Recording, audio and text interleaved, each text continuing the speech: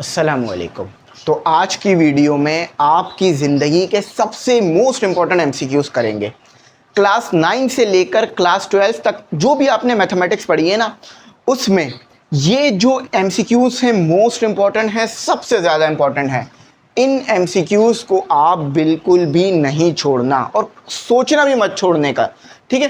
क्योंकि ये एमसीक्यूज़ आपके इंटर के एग्ज़ाम में आएंगे, ठीक है, एज इट इज़ आएंगे। और यही एमसीक्यूज़, इससे मिलते जुलते एमसीक्यूज़ आपके जो हैं वो यूनिवर्सिटी के एंट्री टेस्ट में आएंगे, ई कैट के टेस्ट में आएंगे। तो आपने इन एमसीक्यूज़ को बिल्कुल भी नहीं छोड़ना। ये 20 एमसीक्यूज़ देख लो, इस तरह के हज़ारों एमसीक्यूज़ आप खुद कर सकते हो क्योंकि जनरल फॉर्मूले हैं यहाँ पर। ठीक है भाइयों बहनों, नहीं छोड़ना, मोस्ट इंपॉर्टेंट है। आपको बहुत मुश्किल का सामना रहेगा अगर ये एमसीक्यूज़ आपने नहीं करे। जस्ट आधे घंटे की वीडियो होगी, अच्छी तरह वॉच कर लो। चलो स्टार्ट लेते हैं पहले एमसीक्यूज़ से। देखो भाई, आपको पहले एमसीक्यूज़ में फंक्शन दिया हुआ है। अच्छा, अभी मैं लिखता हूँ फिर आपको मैं समझाता हूँ। ये पावर n है और ये dx। अब इसका इंटीग्रेशन क्या होगी ये आपने बतानी है। इसकी इंटीग्रेशन क्या होगी ये आपने बतानी है, ठीक है? अच्छा, अब ज़रा बात समझो।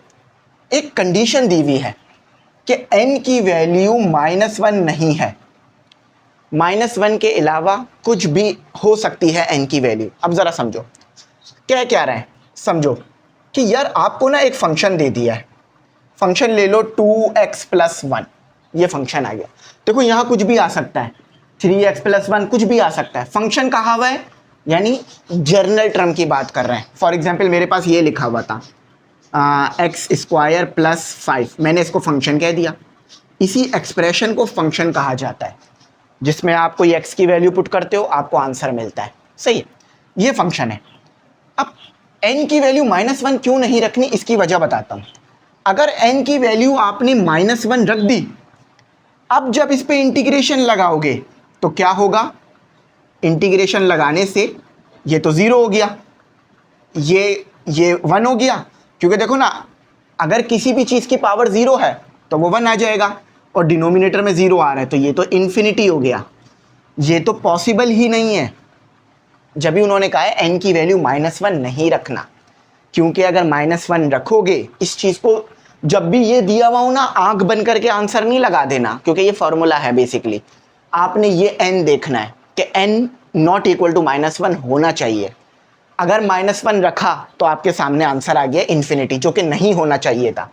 अब क्या करना होगा, ठीक है? तो सिंपल, ये किसके बराबर होगा? जब n नॉट इक्वल टू -1 दिया हुआ हो। अब बात समझो, एक और चीज़ समझो, ये है डेरिवेटिव। ये साइन किसका? डेरिवेटिव का। अच्छी तरह समझ लो ताकि ज़िंदगी भर याद रहे। ये है डेरिवेटिव। क्या कह रहे हैं? अगर फंक्शन का डेरिवेटिव बराबर में मौजूद है, डेरिवेटिव क्या है? इसका डेरिवेटिव क्या होगा? ये जो फंक्शन दिया हुआ है आपको, ठीक है, इसका डेरिवेटिव क्या होगा? इसका डेरिवेटिव लेते हैं। अच्छा, आपको पावर कुछ भी दी हुई हो उसको नहीं देखना, पावर को जस्ट इग्नोर कर दो, आपने सिर्फ इसको देखना है। डेरिवेटिव क्या आएगा फंक्शन का विदाउट पावर? ये 1 नहीं है, ये पावर है, वो ये डेरिवेटिव का साइन है, तो 2 आएगा आंसर। तो क्या रहे हैं, अगर आपके पास फंक्शन हो, फंक्शन पे पावर हो, सही है, इस तरह से पावर आएगी फंक्शन पे, इस तरह से। और जो फंक्शन दिया हुआ है विदाउट पावर, देखो जो फंक्शन दिया हुआ है उसका डेरिवेटिव बराबर में है, तो आपने क्या करना है कि जो भी आपको फंक्शन दिया हुआ है, उस फंक्शन में आपने n+1 करना है, और उसी चीज़ को डिनोमिनेटर में भी n+1 करके लिख देना है, और +c, ये करना है। सिनेरियो समझो, सिनेरियो नहीं समझोगे फंस जाओगे, क्योंकि ये जनरल टर्म है। वो कह रहे हैं कि अगर हमने आपको एक फंक्शन दे दिया जो इस तरह से होगा, अब इसका डेरिवेटिव लो फंक्शन का, पावर को इग्नोर कर दो, पावर कुछ भी हो। अगर डेरिवेटिव बराबर में दिया हुआ हो, डेरिवेटिव बराबर में लिखा हुआ हो, तो आपने क्या करना है, आपने जस्ट इस फंक्शन को उठाना है, उसमें से n+1 करना, और डिनोमिनेटर में जो पावर है, जो पावर दी हुई है उसको डिनोमिनेटर में भी लिख देना, और +c लगा देना। क्लियर हुआ कॉन्सेप्ट? यही बताना चाह रहा था, ठीक है? तो आंसर क्या आया इसका सही? डी इसका सही आंसर है। अच्छा, अब आगे मूव करते हैं। अब समझ लो कि n की वैल्यू -1 दे दी है, ठीक है, n की वैल्यू -1 दे दी है। अब ये आंसर नहीं रहेगा अगर n की वैल्यू -1 दे दी। अब क्या आंसर होगा? अगर n की वैल्यू -1 दे दी तो अब क्या आंसर होगा? देखो सिनेरियो तो वही बनेगा। अगर आप n की वैल्यू -1 रखोगे और इंटीग्रेशन लोगे, इन्फिनिटी आ जाएगा। इन्फिनिटी तो नहीं आना चाहिए, तो फिर आप क्या करोगे? आप ln लगाओगे। अब n+1 नहीं करोगे, अब ln लगा के इंटीग्रेशन करोगे। आप लिखोगे ln और जो भी फंक्शन दिया हुआ उसको उठाकर ऐसे लिख दोगे। ये आ गया आपका आंसर जो कि दिया हुआ है C। समझ गए? जब -1 दिया हुआ हो तो क्या आंसर होगा, और जब -1 नहीं हो तो क्या आंसर होगा। जिंदगी भर याद रखनी है इस बात को। इस तरह के बहुत सारे MCQs पूछते हैं, बहुत तरीकों से पूछते हैं, इतने तरीकों से पूछते हैं कि भाई आप खुद बोलोगे ये तो अभी तो किया था थोड़ी देर पहले। अच्छा चलो आ जाओ आगे करते हैं। बहुत आसान MCQs आ गया आपकी ज़िंदगी का कि x की पावर n। अच्छा हमेशा याद रखना कि अगर आपको n-1 दिया हुआ है, देखो ना x की पावर n है ना, इंटीग्रेशन करो, आपके दिमाग में क्या आएगा कि n में +1 कर दो और n+1 कर दो, यही आएगा आपके दिमाग में इंटीग्रेशन करते वक्त। लेकिन ज़रा n की वैल्यू रखो -1, क्योंकि n-1 दिया हुआ है, और +1 और -1 +1, तो ये क्या हो गया? ऊपर 0 आ जाए, ऊपर 1 आ जाएगा, क्योंकि देखो ना x की पावर 0, -1 +1 0 और डिनोमिनेटर में 0, इन्फिनिटी। क्या इंटीग्रेशन लेकर इन्फिनिटी आना चाहिए था? नहीं, कोई आंसर आना चाहिए था ना, इन्फिनिटी तो नहीं आना चाहिए था कम से कम। तो अब क्या करना है? वही सेम सीन जो यहाँ पर किया कि आप ln लिखो और x की पावर n लिख दो और +c। समझ गए? अब भूलना मत जिंदगी भर, डी इसका जो है वो सही जवाब है। चलो कॉन्सेप्ट क्लियर हो रहा है? मैं भी खुश, आप भी खुश। कॉन्सेप्ट क्लियर नहीं हो रहा, आप भी खुश नहीं होगे, मैं भी खुश नहीं होऊंगा। मेरा मकसद है कॉन्सेप्ट क्लियर करना आपके लिए। अच्छा यार ये तो बहुत आसान है, इसकी तो आपने याद रखनी है इंटीग्रेशन। अब मैं इसको सॉल्व नहीं कराऊंगा, बहुत ज़्यादा यूज़ होने वाली है integration. sin x cos x और dx, तो ये आपके पास बराबर होता है 1/4। याद रख लो, फॉर्मूले में भी ये लिख के दिया हुआ होता है, cos 2x + c। MCQs में है, सॉल्व करने की ज़रूरत नहीं है, आप याद रख सकते हो, बहुत आसान सी चीज़ है। तो ये आपके पास आ गया d, ठीक है, ये दोनों d आ गए। अच्छा अब आओ इसके बाद वाली 5। हाँ ये बड़ा मज़ेदार है, आपको तो बड़ा मुश्किल सा मालूम हो रहा होगा, सर ये क्या इतना मुश्किल सा दे दिया, ये तो कुछ समझ भी नहीं आ रहा। लेकिन बच्चों ये ईजीएस्ट तरीन क्वेश्चन है। ज़रा बिल्कुल बेसिक कॉन्सेप्ट सोचो, बेसिक इतने चले जाओ, ABCD में चले जाओ। यार आप लोगों ने ये बात नहीं पढ़ी कि ln, ये बात आपने पीछे नहीं पढ़ी, ln e आपस में एक दूसरे से कैंसिल होकर 1 देते हैं, ये पढ़िए ना, बात याद आ गई ना। तो देखो ना ये ln और ये e, पावर कुछ भी हो कोई मसला नहीं है, आपस में कैंसिल। तो क्या हुआ? सिंप्लीफाई होकर क्या हुआ? x² × x², ये जो x² है नीचे उतर जाएगा। यहाँ पर क्या आया? x की पावर 4। क्या इंटीग्रेशन नहीं हो सकती इसकी? अब देखो -1 नहीं है तो क्या करूँगा मैं? +1 कर दूंगा 4 में, -1 होता तो नहीं कर सकता था। और तो ये क्या हो गया? x 5/5 + c। कॉन्सेप्ट का फील आया? बात समझ आई? किस में दिया भाई? ये b। सही है बच्चों, यही छोटी छोटी चीज़ें समझानी है आप लोगों को, बस ये छोटी छोटी चीज़ें पढ़ानी है मैंने आपको। ज़्यादा बड़ी बड़ी मुश्किल चीज़ों को मैं पढ़ाता भी नहीं हूँ, पता है। मुश्किल चीज़ें तो मैं आप लोगों को होमवर्क दे देता हूँ, वैसे मैं ऐसा कुछ करता नहीं हूँ। चलो एक और सेम क्वेश्चन। आप अभी तो बोलोगे यार अभी तो मैंने किया, मैंने जब ही कहा ना कि अगर ये MCQs कर लिए, आप बोलोगे सर बस अब मैं तो सारे इंटीग्रेशन के सवाल कर लूँगा, मगर ऐसा है नहीं, थोड़े बहुत और भी होते हैं इसके अलावा। अच्छा देखो वही अभी पढ़ा कि e से ln कैंसिल, ठीक है, तो e से ln जो है वो आपका कैंसिल हो जाएगा। हम कौन सा करें? छठा कर रहे हैं ना? हाँ छठा कर रहे हैं। तो ये क्या होगा? नीचे उतर जाएगा, x की पावर 4 और dx पावर में हो या साथ लिखा हुआ कैंसिल हो जाता है। x की पावर 4 इंटीग्रेशन करूँगा तो क्या होगा? 1 ऐड हो जाएगा और c आ जाएगा, तो 5/5 और +c। क्या है? क्या जवाब आ रहा है? अरे ये तो जवाब है नहीं। अच्छा सॉरी, पावर 4 नहीं थी, पावर 3 थी, मैंने पावर 4 लिख दी जज्बात में आकर, तो अब 4 आएगा। सही, सी सही जवाब है। थोड़ा जज्बात में बह गया था मैं और मैंने पावर 1 एक्स्ट्रा कर दी थी उसमें। अब ये वाली सिली मिस्टेकें होंगी तो फिर इसका तो कोई हल नहीं है। इसका तो फिर एक ही हल है, प्रैक्टिस। अच्छा हाँ, आप लोग भी इन मिस्टेकों से बचना चाह रहे हो जो मैंने की, तो इसके लिए आप प्रैक्टिस करना, ठीक है। चलो आ जाओ, मज़ीद कराता हूँ। अच्छा बच्चों भाई, अब आपका आ गया MCQ 7। अच्छा ये क्या है, आधे में नंबरिंग उन्होंने वैसे की हुई है और आधे में नंबरिंग इन्होंने ऐसे की हुई है। मतलब आधे में नंबरिंग रोमन में है और बाकी में फिर वो बट वो जो लिखे हुए होते हैं आपके डिजिट्स वो हैं। अच्छा 7 करते हैं, चलो हमें तो बस सॉल्व करने से मतलब है। तो ये तो बहुत आसान है, ये तो आप लोगों को पता ही होना चाहिए। देखो डायरेक्ट सॉल्व करने की कभी भी कोशिश नहीं किया करो, सबसे पहले दिमाग में लाया करो फॉर्मूला लग रहा है, काम हो जाएगा आसान। फॉर्मूला लग रहा है 1 + tan square x equal to sec square x, है ना, ऐसा ही है ना।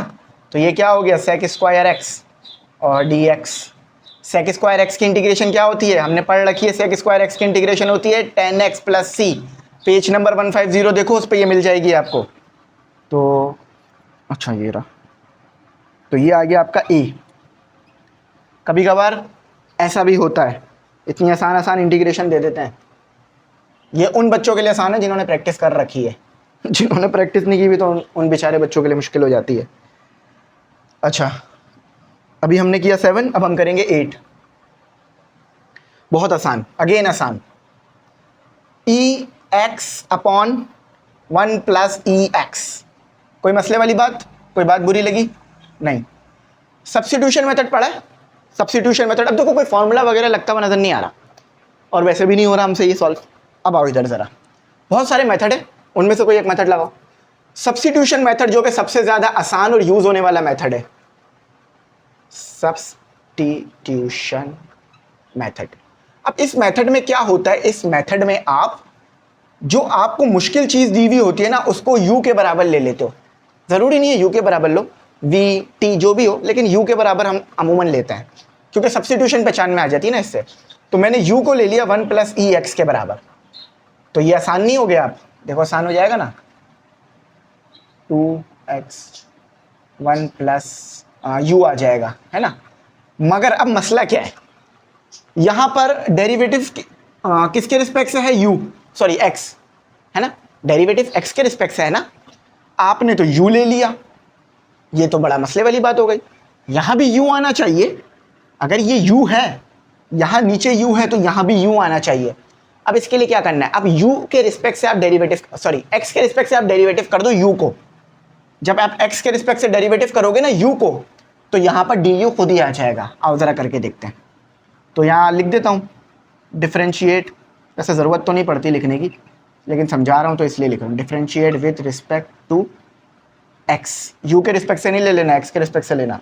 तो du/dx इक्वल टू 1 और ex का डेरिवेटिव ex ही रहता है, सॉरी 1 0 हो गया, कांस्टेंट 0 हो गया और ex।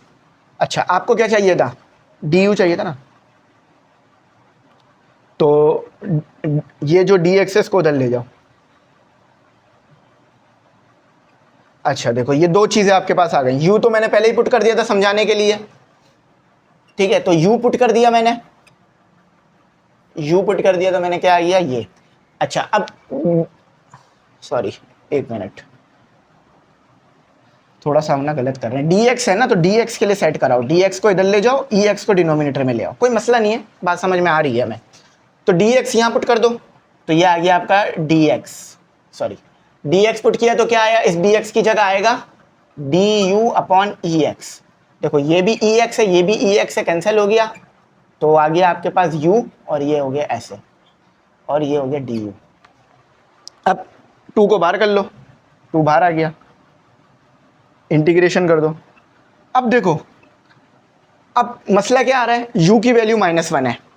अब अगर आपने इंटीग्रेशन की, सिंपल जो इंटीग्रेशन आप पढ़कर आए हो, मतलब ऐसे किया आपने, तो सिचुएशन क्या आ जाएगी, इन्फिनिटी, है ना। देखो ना, ये आ गया 1 और ये आ गया 0, तो इन्फिनिटी, तो ये तो नहीं होना चाहिए था।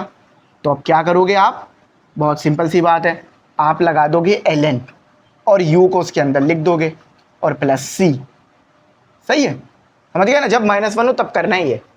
अच्छा अब उसके बाद आपको u तो नहीं चाहिए था ना, आपको u की टर्म में तो क्वेश्चन नहीं दिया हुआ था, इसको दोबारा पुट कर दो, 1 + EX + c, ये आंसर है। कौन सा है, ए है ना, 8वें का ए।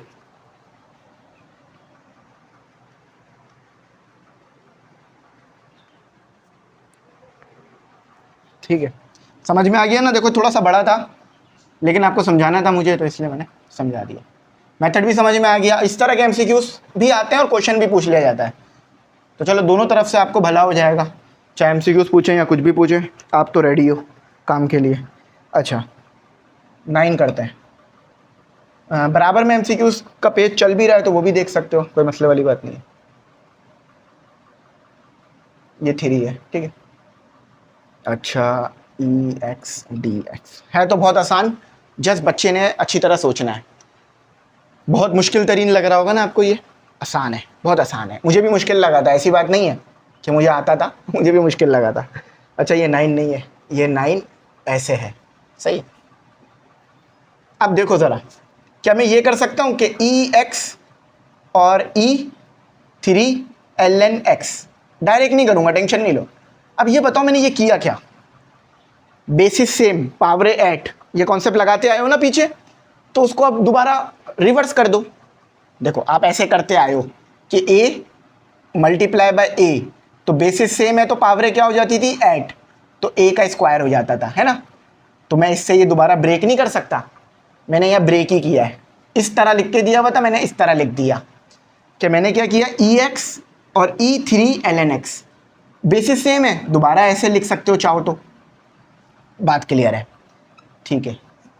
अच्छा अब देखो ये ln क्या करता है, आगे वाली चीज़ को पावर बना देता है, तो पावर बना दो, तो ln x³।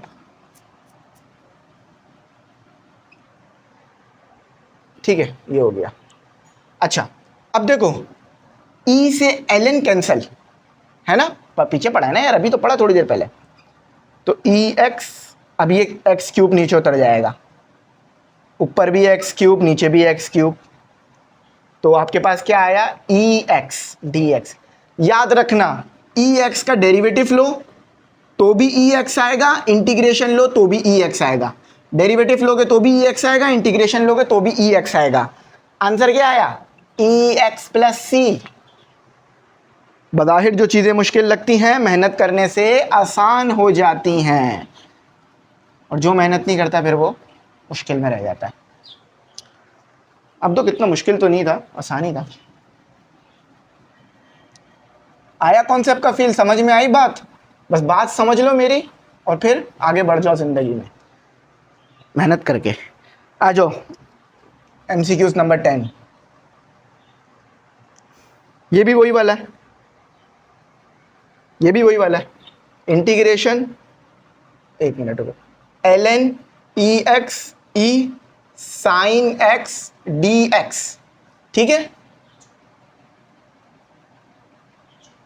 Basis same power है एट, है ना, देखो ना e है, ये भी e है, तो ln e x plus sign x, basis same है तो पावर क्या होती है, एट। ये बेस है, ये बेस है, e से ln कैंसिल, तो क्या आ गया, x plus sign x dx। Integration x पे भी लगेगी, इंटीग्रेशन साइन पे भी लगेगी, और आंसर ये क्या होगा, x का स्क्वायर अपॉन 2, इसकी इंटीग्रेशन क्या होती है, माइनस कॉस x प्लस सी। आंसर क्या आया, चेक करो जल्दी से, इतनी देर थोड़ी ना लगती है आंसर चेक करने में। सी आया सर, सी। बहुत अच्छे, वैसे तो आंसर मैंने निकाला लेकिन शाबाशी आपको दे रहा हूँ। ठीक है बच्चों, समझ में आई बात, कोई ऐसी बात जो नहीं समझ आ रही हो अभी तक, कोई ऐसा है ही नहीं इसमें, कुछ होता तो मैं बता देता। अच्छा आओ बच्चों इधर इधर आओ, बहुत हंसी मजाक हो गया, थोड़ा सा पढ़ाई भी कर लेते हैं। देखो 1/x, x का स्क्वायर माइनस 1 dx। देखो यार मैं भी अकेले खड़े होकर पढ़ा रहा हूँ, तो अगर मैं थोड़ा सा हंसी मजाक नहीं करूँगा तो आप भी बोर हो जाओगे, मैं भी बोर हो जाऊँगा। तो मैं ये फील कर रहा हूँ कि आप मेरे साथ हो, हर एक बच्चा इंडिविजुअली मेरे से पढ़ रहा है, तो इसलिए। अच्छा अब देखो यार, जनरल फॉर्मूला याद रखो। फॉर्मूला क्या है, अगर इंटीग्रेशन दी हुई है, फंक्शन दिया हुआ है, डिनोमिनेटर में भी फंक्शन दिया हुआ है, dx दिया हुआ है, अगर जो नीचे फंक्शन दिया हुआ है उसका डेरिवेटिव ऊपर दिया हुआ है, यार ये साइन ना मैं डेरिवेटिव के लिए लगा रहा हूँ, ठीक है, कंफ्यूज नहीं होना। देखो डेरिवेटिव को डेरिवेशन लिख दिया। अच्छा, डिनोमिनेटर में फंक्शन दिया हुआ है, दिया हुआ है, अगर डिनोमिनेटर में जो फंक्शन दिया हुआ है उसका डेरिवेटिव न्यूमिनेटर में दिया हुआ है, जो कि दिया हुआ है, तो फिर इस सिचुएशन में क्या करोगे? हाँ, क्या करना था? L N F x plus c, ये करोगे। समझ गए बात? अब आप बोलोगे ये cos x इनवर्स x का cos इनवर्स x का डेरिवेटिव ये कब से हो गया? पेज नंबर 150 देखो इसी बुक का, ये चीज़ इसकी डेरिवेटिव है। तो cos sec इनवर्स x का जो डेरिवेटिव होता है ना, वो होता है x whole radical x square. ये शुरू में ही पढ़ाए थे, फॉर्मूले याद करो जब डेरिवेटिव पढ़ाया था। तो ये इसका डेरिवेटिव होता है, सही है? तो समझ लो अब क्या लिखो, क्या आएगा जवाब कि ln cos sec, एक मिनट यार स्पेलिंग गलती हो रही है, cos sec इनवर्स x। यार इस पे वैसे ना वो नहीं आना चाहिए था, यहाँ इन्वर्स नहीं आना चाहिए था, तो ये मैं हटा रहा हूँ क्योंकि मैंने रूल में ये चीज़ नहीं लिखी हुई है, सिर्फ ये एक ही इन्वर्स आएगा। तो ये 11 का जवाब आ गया आपके पास ए। सही है, बुरी बात तो नहीं करी ना मैंने कोई? 11 का जवाब ए आएगा या डी आएगा? एक मिनट होगा, ए आएगा ना? वेरीफाई कर लेंगे, टेंशन नहीं लो, बुक हैगी मेरे पास। और वैसे भी आप लोग ये पीछे भी रूल्स पढ़ चुके हो, ये मैं पहली बार ज़िंदगी में नहीं पढ़ा रहा आप लोगों को। आप लोग तो इससे बहुत बहुत हार्ड क्वेश्चन सॉल्व करके ये आए हो, पूरी एक्सरसाइज कंप्लीट पूरी चैप्टर कंप्लीट करा चुका हूँ मैं। अच्छा, ये याद रखने वाला है कि यार अगर आपके पास एफ एक्स है इज़ एन एंटी डेरिवेटिव, मतलब सुनो यार, ये आपके पास था और ये एंटी डेरिवेटिव लिया गया है इसका, तो इस सिचुएशन में आपके पास जो करेक्ट आंसर आएगा वो ये आएगा, ये कैपिटल है। तो इंटीग्रेशन अगर आपको दी हुई है ऐसे ए बी।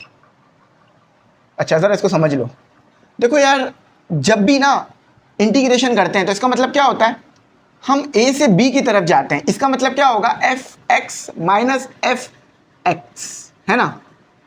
अब ये बी है, ये ए है, क्योंकि बी माइनस ए करोगे ना, तो ये इसका जवाब है। और कैपिटल में कौन सा? ए माइनस बी नहीं होता, बी माइनस ए होता है। चलो माशाल्लाह से आपको बात समझ आ रही है, मुझे और खुशी हो रही है इस बात पे कि बात समझ आ रही है। अच्छा, ये तो बड़ा आसान है, ये जीरो आएगा, वैसे तो आपको ये बात पता है। इसकी वजह क्या है? देखो, आप ए से बी गए, ए से बी गए, है ना?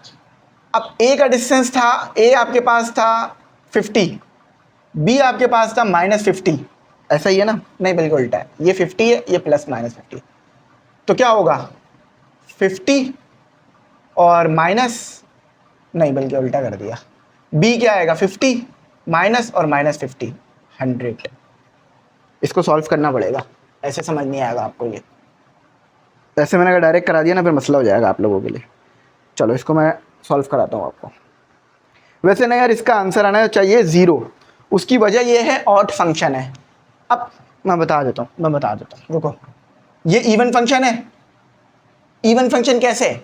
यार आप कुछ भी डालो, माइनस में डालो, वो निकल कर पॉजिटिव ही आना है ना? क्यों? क्योंकि ये इवन है। इवन नंबर क्या करता है, अंदर वाले माइनस को पॉजिटिव कर देता है ना?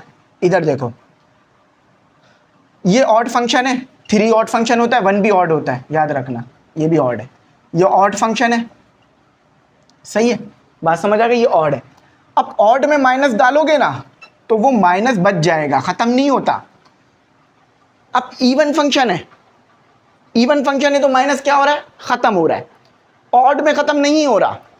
तो अगर आपको ये जो एक्स क्यूब दिया हुआ है और एक्स दिया हुआ है, याद रखना जब भी आपको लिमिट सेम दे दी जाए, बस साइन का डिफरेंस हो और जो अंदर फंक्शन दिया हुआ है, जो भी n की वैल्यू दी हुई है वो ऑड दी हुई हो, तो इस सिचुएशन में आंसर 0 आ जाता है। अब मैं इसके पीछे का सिनेरियो आपको बता सकता हूँ, मगर मेरे पास इतना टाइम नहीं है ना आपके पास है कि आपको मैं वो बातें बताऊँ जो मैंने एक्सरसाइज करते वक्त बताई थी। तो आपने एक्सरसाइज देखी होंगी तो ये बात याद होगी कि ऐसा क्यों हो रहा है, ग्राफ में ऐसा क्यों होता है। मैंने आपको दिखाया था ये बात कि यार जितना आप आगे की तरफ जा रहे हो उतना ही पीछे की तरफ जा रहे हो। तो फिर दोनों एक दूसरे के इफेक्ट को कैंसिल करके जीरो निकालेंगे ना, ये पढ़ा था ना हमने, याद होगा। ए, याद रखना, फिर बोल रहा हूं ये ऑड होना चाहिए, इसके बराबर वाला भी ऑड ही है। देखो एक्स ऑड नंबर क्या होता है ये तो पता है ना, 1 3 5, तो x की वैल्यू क्या दी हुई है 1, ये भी ऑड है, x की वैल्यू दी हुई है 3, ये भी ऑड है, दोनों ऑड है, तो इसलिए जीरो निकल कर आया। अच्छा अब ये समझो, यहां भी वही कॉन्सेप्ट है, साइन एक ऑड फंक्शन होता है ना, उसके ऊपर पावर दी हुई है 9, ऑड है, तो जब ऑड है और लिमिट सेम दी हुई है, देखो लिमिट क्या दी हुई है, यहाँ देखो लिमिट क्या दी हुई है -π, जब भी लिमिट सेम दी हुई हो आप ये देखना, जब भी लिमिट सेम दी हुई हो आप ये देखना कि यार ये पावर कहीं ऑड तो नहीं दी हुई, अगर पावर ऑड दी हुई है आंख बंद करके जीरो लगा देना, कहाँ है जीरो इसमें, सी। देखो साइन पे क्या पावर दी हुई है, साइन खुद एक ऑड फंक्शन है, पावर भी उस पर ऑड दी हुई है। अब कॉस को नहीं देखो, उसका कोई मसला नहीं है, क्योंकि अगर साइन जीरो हो गया तो कॉस खुद ही जीरो हो जाना है, तो इसीलिए वो भी ऑड है, साइन ऑड है। अब नीचे वाला जीरो नहीं होगा, क्यों नहीं होगा जीरो, देखो जरा वजह जीरो क्यों नहीं हो रही, देखो जरा, देखो तो पहले खुद तो देखो फिर मुझसे पूछो ना। चलो मैं बताता हूँ क्यों। नीचे भी सेम सिनेरियो है, आप बोलोगे सर गलत पढ़ा रहे हैं आप, नीचे जीरो नहीं हो रहा ऊपर जीरो हो रहा है। अब मैंने क्या बताया था आपको, ऑड दिया हुआ होना चाहिए पावर, यहाँ पावर क्या है, देखो कॉस तो होता ही इवन है, कॉस तो होता ही इवन है, इसको तो छेड़ो ही मत, ये नाराज हो जाएगा छेड़ने से, ठीक है, कॉस तो होता ही इवन है, इसको तो छेड़ो मत, ये भी इवन है। ये क्या बात हो गई सर, अभी तो ऑड बोला था, साइन ऑड है, अभी भी वही बोल रहा हूँ ऑड है, मगर ये पावर इवन है, तो पावर इवन है, इससे क्या होगा, अगर आपका साइन का आंसर आ रहा है -1, जो कि माइनस आ जाएगा -1, लेकिन अगर इवन पावर लगा दोगे तो ये क्या आ जाएगा 1, तो पावर इवन होने की वजह से वो 1 हो गया, यानी वो ऑड नहीं रहा। अब माइनस डालते रहो जितने भी, यहाँ पर आंसर हमेशा पॉजिटिव निकल कर आना है आपका, तो इस सिचुएशन में जीरो नहीं होगा, answer not equal to zero. अब होगा क्या, अब देखो आगे क्या हुआ है, जीरो तो नहीं होना। अब एक सिचुएशन और समझो, अगर मैं इस चीज को जीरो ले लूं, इस चीज को मैं जीरो ले लूं, तो अगर मैंने यहाँ जीरो लिया तो मुझे यहाँ 2 लेना पड़ेगा, क्योंकि मैंने ये जीरो नहीं था, जीरो लगाया तो यहाँ 2 लगाना पड़ेगा। तो अब ये डी में आपको लिख के दिया हुआ उन्होंने खुद ही, तो इसलिए डी।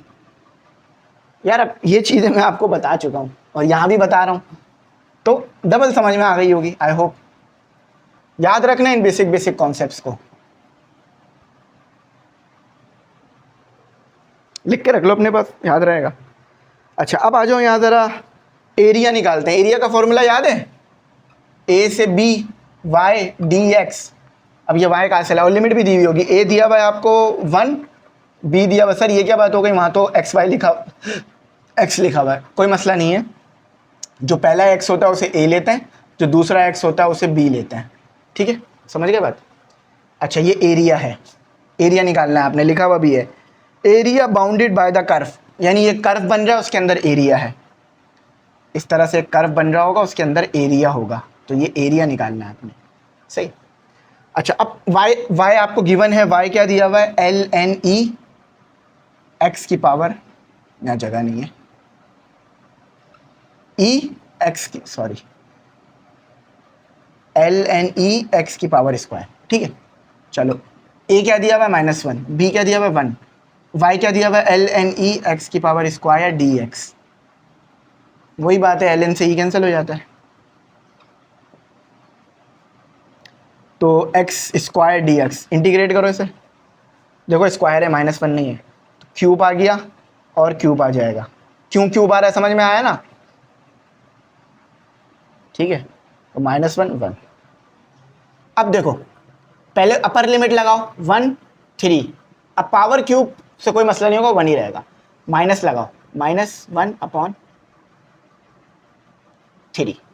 अब देखो ये माइनस आ गया क्योंकि b माइनस ए होता है, upper limit minus lower limit, upper limit 1 थी और फिर माइनस लगा के लोअर लिमिट, अब लोअर लिमिट खुद माइनस में थी, ये देखो माइनस में, तो इसलिए माइनस माइनस प्लस, और क्यूब की वजह से माइनस खत्म नहीं होगा, ऑड ये ऑड है, तो ऑड की वजह से माइनस खत्म नहीं होगा, तो 1/3 प्लस 1/3 माइनस माइनस प्लस, तो ये आ गया 2/3।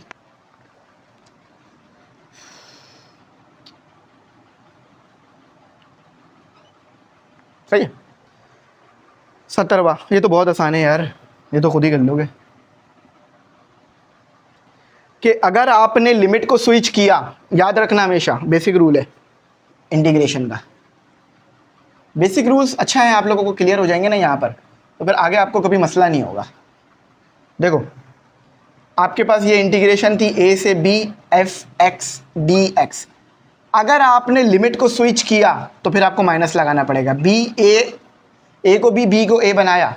अब उसके पीछे की वजह क्या है कि यार अगर आप यहाँ से वहाँ जा रहे हो, वहाँ से यहाँ आ रहे हो, तो फिर आपको साइन तब्दील करनी पड़ती है ना, ये उस वजह से। अब अगेन में डिटेल में नहीं जा सकता, मैं डिटेल में मैं जब गया था, जब मैंने एक्सरसाइज कराई थी सी। यार ये तो सॉल्व करने वाला सवाल है, ये पूरा का पूरा सॉल्व करने वाला सवाल है। इसको डायरेक्ट करा दूं? जस्ट करना कुछ नहीं है, सॉल्व करना है, कुछ नहीं करना, जस्ट सॉल्व करना है। आओ सॉल्व कराता हूँ। एक टीचर की रिस्पॉन्सिबिलिटी होती है कि वो पूरे क्वेश्चन कराए।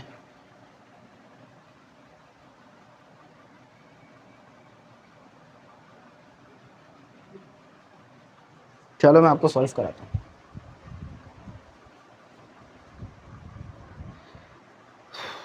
अच्छा हाँ, नहीं सॉल्व करने की ज़रूरत नहीं है। देखो यार 2 अगर आपके पास लिमिट सेम है, upper limit lower limit b-a करते हो ना, तो 2 - 2 0। देखो पूरी इंटीग्रेशन सॉल्व कर लो आप। अब देखो मैंने कहा सॉल्व कराता हूँ, ठीक है करा देता हूँ, लेकिन हमें बेसिक कॉन्सेप्ट भी तो होना चाहिए ना कि यार अगर दोनों लिमिट सेम है, इसका मतलब क्या है, जहाँ से चले थे वहीं आए गए, वहीं आ गए हो, तो b - b 0। यानी फॉर एग्जाम्पल 2 मीटर यहाँ चले और 2 मीटर वापस यहीं आ गए, तो वो 0 ही तो आओगे। अभी यहीं पे खड़े हुए, जहाँ से चले थे वहीं आ गए, तो 0 हो गया ना। सही। सॉल्व करने के बाद क्या करते हो, upper limit minus lower limit, दोनों लिमिट सेम आ जाएगी तो क्या आंसर आएगा, 0। याद रखना जब भी दोनों लिमिट सेम हो आंसर 0 आता है। अब 19 वाला क्वेश्चन मैं सॉल्व नहीं कराऊंगा, ये बहुत बड़ा क्वेश्चन है इसका आंसर मैं बता देता हूँ, मैंने लिख के रखा हुआ है बी। अब ये नहीं बोलना कमेंट सेक्शन में बड़ा क्वेश्चन छुड़वा दिया, अक्सर मुझे बच्चे ये बोलते हैं। अच्छा ये तो आपको पता है, फॉर्मूला लिखा हुआ है कि आपके पास अगर इंटीग्रेशन दी हुई है 1/a का स्क्वायर प्लस x का स्क्वायर है और dx है, तो ये बराबर होता है 1/a tan inverse x/a plus c। अब यहाँ a की जगह कुछ भी आ सकता है, 2 भी आ सकता है। अगर ये 2 आ गया तो ये भी 2 हो जाएगा और ये भी 2 हो जाएगा। सॉल्व किए हुए हमने, ये कौन सा है, c। ठीक है, तो चलो वेरिफिकेशन करते हैं बुक से। देखो मेरे पास बुक है, आप भी बुक से वेरिफिकेशन कर लो।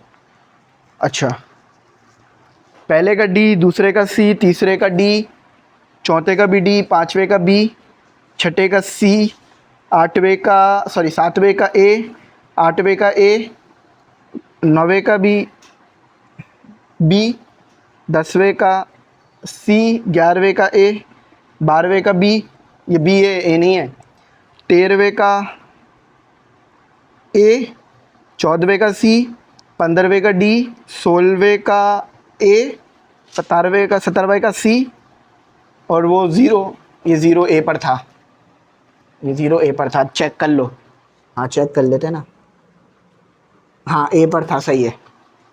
B ये मैंने नहीं सॉल्व कराया, ये आप कोशिश करना, आपको ये तरीकाकार मुझे बता रखा है कैसे होता है, ठीक है, लेकिन B जवाब है वो ठीक है, और C। तो आई होप मेरी बात आप बच्चों को अच्छी समझ में आई हो और अच्छी भी लगी हो। आज थोड़ी सी चेंजेस थी, वो ये थी कि ये पंखा नज़र आ रहा है, ये हमेशा बंद होता था, आज चल रहा है, गर्मी बहुत हो गई है इसलिए, और एसी का भी मसला बना हुआ है, तो मैंने कहा पंखा चला के पढ़ा लो तो आई होप मेरी बात समझ में आई हो। लेक्चर अच्छा लगा हो, यहीं तक रखते हैं। Thanks for watching. अल्लाह हाफिज़। कीमती दुआओं में ज़रूर याद रखें।